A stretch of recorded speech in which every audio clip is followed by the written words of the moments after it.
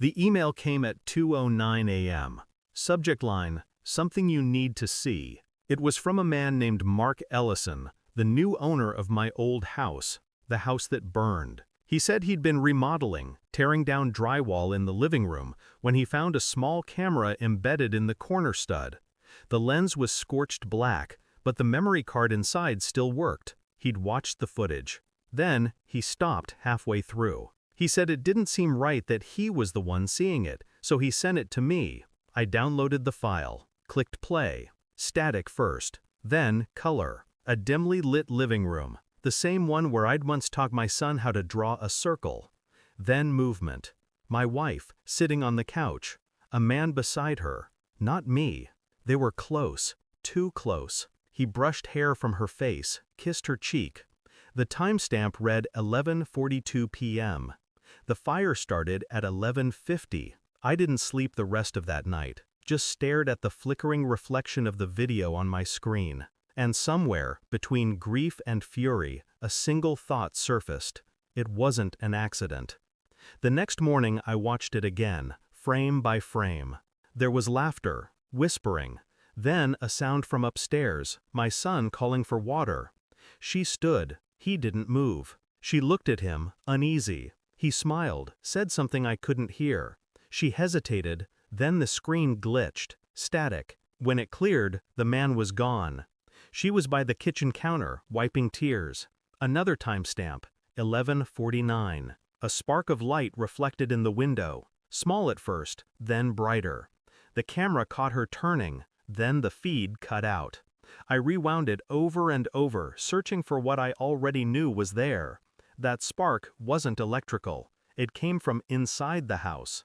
Someone had started it. And whoever installed that camera, whoever wanted to watch, wasn't me. I contacted the old detective who'd handled the case. He barely remembered me. Said it was closed, accidental, old wiring, faulty circuit box. Tragic, he called it. Tragic. Like my family was an unfortunate coincidence. I started digging myself. Pulled the insurance reports, the forensics, the cause listed as indeterminate, but there was something buried deeper. A maintenance order filed 2 weeks before the fire, signed by a company that didn't exist. I traced the contact number. It led to a small contractor, licensed under the name Nolan Gray, a name that meant nothing to me, until I saw his photo. He was the man from the video. My wife had brought him into our home, let him fix what wasn't broken, and in return, he burned it down. I looked him up. He died 2 years after the fire. A car crash, instant. But death doesn't erase guilt. The more I learned, the clearer it became. This wasn't a spontaneous affair. It was planned, insured, paid.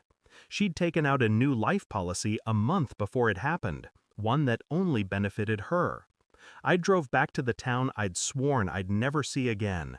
The same streets, the same church, the same bakery she loved. Except now, there was a new house on the lot where ours once stood. I didn't go there. I went to the archives instead. City Hall. The investigators' files, the insurance claim logs, they told me the rest.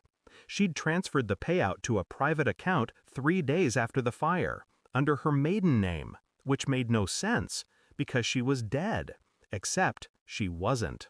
A photo, dated 2 years ago, surfaced from a social media post tied to that same account. Different name, different hair, same eyes. She'd staged everything. The affair, the fire, the deaths.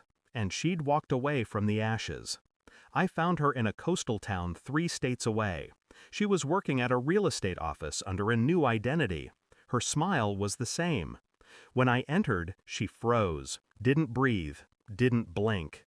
"Hello, Claire," I said. Her name, her real name, hung in the air like smoke. I placed a flash drive on the counter. The footage, the insurance papers, the photo of her and Nolan. She reached for it, trembling. "Please," she whispered, "you don't understand." "I do," I said. "You lit the fire. You killed him." Her lips parted, but no sound came out. I leaned closer. "You took everything from me, so I'm taking the one thing left from you, your peace." I turned to leave. Her voice cracked behind me, desperate.